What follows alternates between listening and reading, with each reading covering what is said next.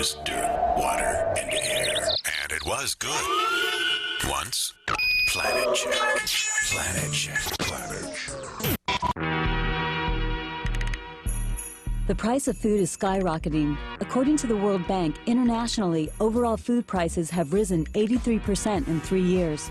Food riots are erupting across the globe. Hi, I'm Mo from Planet Check. We're here at Farm Fresh to You in San Francisco, California, here to look at the root causes of the food crisis. The activist and author of the timely new book, Stuffed and Starved, The Hidden Battle for the World Food System, Raj Patel. The book starts out, our big fat contradiction. Explain that. All right, well, in the world today, there are 1 billion people who are overweight and nearly 1 billion people who are starving. And that's a very odd contradiction indeed. And of course, it happens at the same time as we are producing more food than we ever have in human history, and there's more wealth on this planet than there's ever been. Why the surge in price for staples? Patel cites 5 reasons. Number one, price of oil.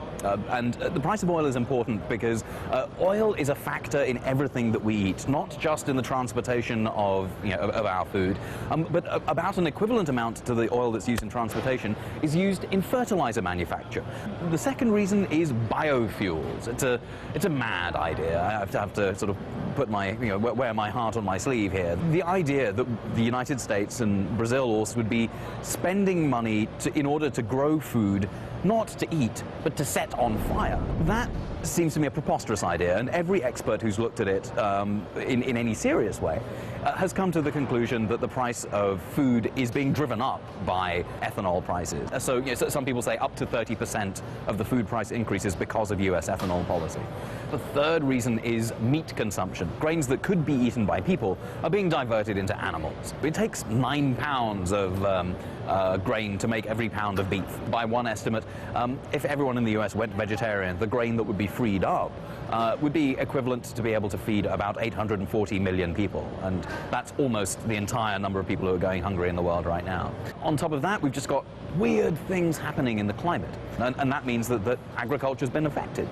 And finally, the reason that food prices are going through the roof has a lot to do with speculation and price gouging. If you imagine an hourglass where at the top there are millions of farmers who are producing food for us all, and at the bottom there are the nearly 7 billion consumers who are buying that produce. But in the middle, there's just a handful of corporations, and they are the ones who are really the masters of the international food system. Get this, on average in the United States, your food travels 1,500 miles from field to plate. So how can we think about using urban landscape in such a way to enable people to grow their own food? Permaculture designer, activist, and author Heather Flores is planting the seeds of change. The way I see it, we're using precious resources like water and toxic chemicals to maintain spaces that offer little or no intrinsic value or sustenance for ourselves or our communities. Everybody wakes up with this basic core ethic of taking care of the earth. But if we're going to make that real, we need to bring it home. And what better place to start than the front yard? This is a great approach for people who don't have a garden space.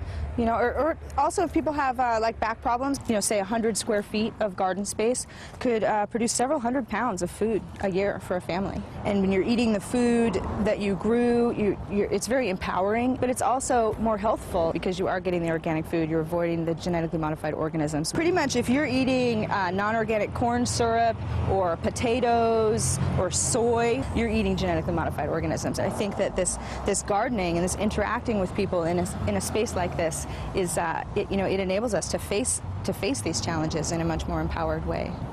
What is an action someone can take right now? Don't go into a supermarket.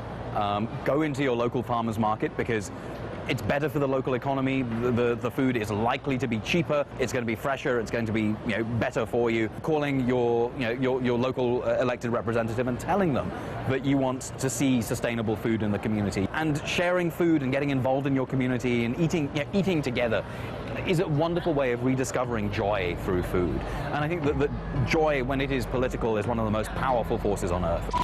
There is enough food on the planet to feed us all. We just need to be mindful and smart with our resources. Until next time, that's Planet Check.